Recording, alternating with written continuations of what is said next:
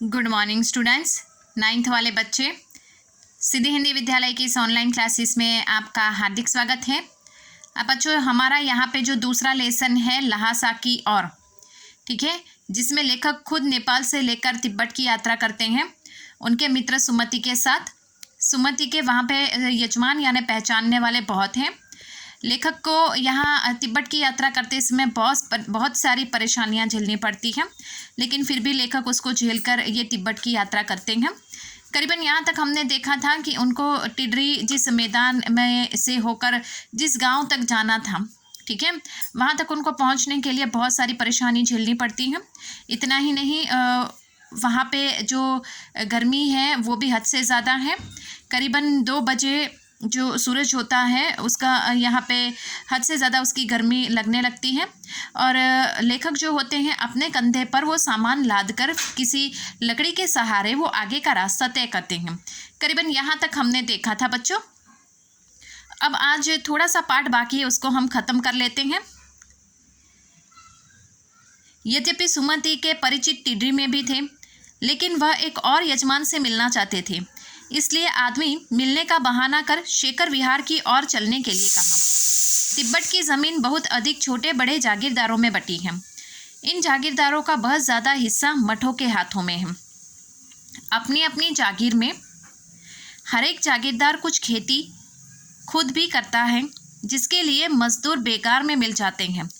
खेती का इंतज़ार देखने के लिए वहाँ कोई भिक्षु भेजा जाता है, जो जागीर के आदमियों के लिए राजा से कम नहीं होता। शेखर की खेती के मुखिया भिक्षु यानी जिसको नमसे कहा जाता है, वह भद्र पुरुष थे। भद्र यानी अच्छे। वह बहुत प्रेम से मिले।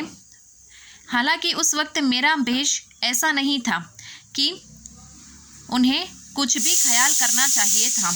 यहाँ एक अच्छा मंदिर था जिसमें कुंजर यानी बुद्ध वचन अनुवाद की हस्तलिखित 103 पोथियाँ रखी हुई थी।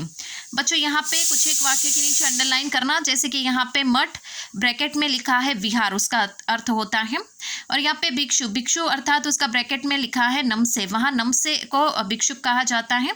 उसके बाद यहाँ पे कुंजर किसे कहते हैं, एक वाक्य में ये प्रश्न पूछा जाता है एक मार्क्स में, तो कुंजर किसे कहते हैं? बुद्ध वचन अनुवाद की लिखी हुई 103 हस्तलिखित पोथियों को, हस्तलिखित यानी हाथों के द्वारा लिखी हुई पोथियाँ, उसको कुंजर कहा जाता है।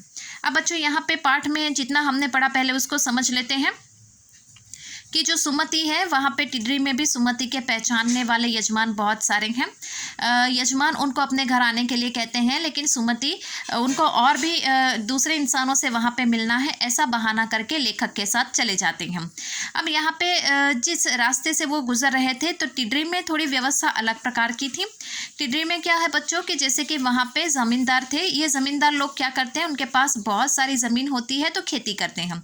कुछ एक ज़मींदार अपनी खेती में अपने खेत में खुद ही किसान के रूप में काम करते हैं, और कुछ एक ज़मींदार क्या करते हैं कि कुछ एक आदमियों को रखते हैं, और ये आदमी जो होते हैं वो भिक्षु नमसे जिसको कहा जाता है, नमसे यानी भिक्षुकों को रखते हैं।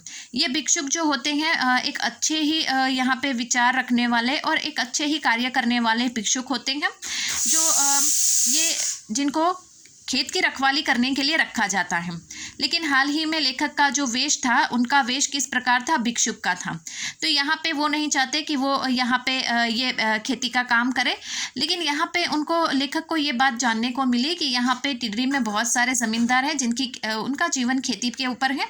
कुछ एक ज़मींदार खेती भी करते हैं और कुछ एक दूसरों के आधार पर खेती करवाते हैं, उनके ऊपर आधारित रहते हैं, और ये लोग भिक्षुकों को रखते हैं अपने खेत की रखवाली करने के लिए।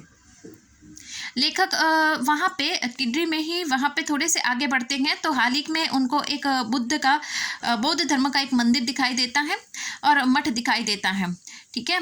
तो उस मठ में यहाँ पे कुंजर है। कुंजर किसे कहते हैं? तो बुद्ध धर्म की यहाँ पे बुद्ध वचन की अनुवाद की 103 हस्तलिखित पोथियाँ देखने को मिलती है।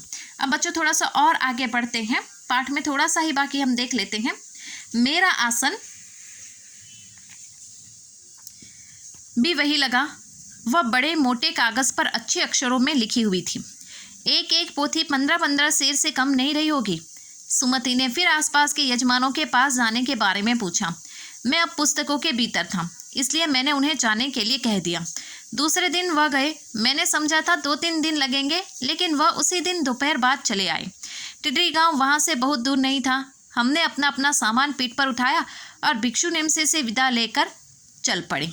अर्थात यहाँ पे जो भिक्षुक जो दूसरे थे, जो ये ज़मींदार की खेती संभालते थे, वो ये मंदिर का काम भी करते थे।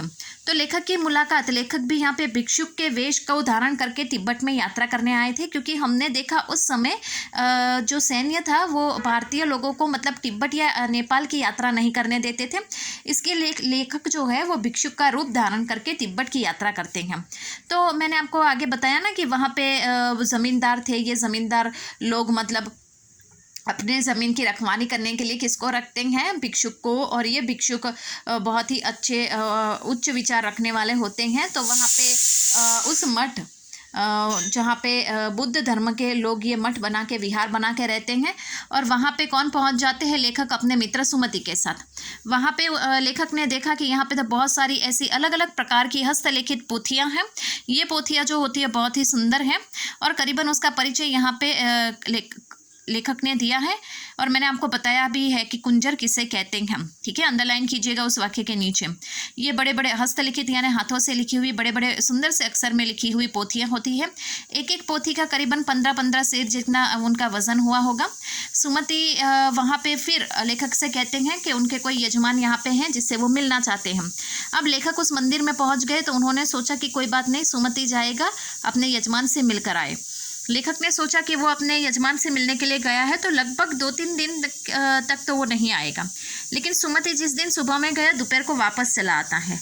अब यहाँ पे लेखक उस नमसे यानी भिक्षुक जो लोग थे, जो ज़मींदार की खेती की रखवाली करते थे और ये मठ या विहारों में रहते थे, मंदिरों में रहते थे, तो ये बौद्ध भिक्षुकों से वो विदा लेते हैं और अपने अपने स्थान अर्थात अगली यात्रा की ओर वो निकल पड़ते हैं।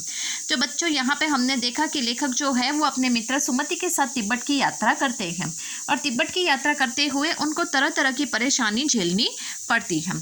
तो बच्चों आज का हमारा ये जो वीडियो है ये यहाँ पे हमारा ये पार्ट ख़त्म होता है। नेक्स्ट वाले वीडियो में हम क्या करेंगे, प्रश्नोत्तर जो उसके हैं वो प्रश्नोत्तर की हम चर्चा करेंगे। तब तक के लिए हम रुकते हैं यहाँ पे। Thank you.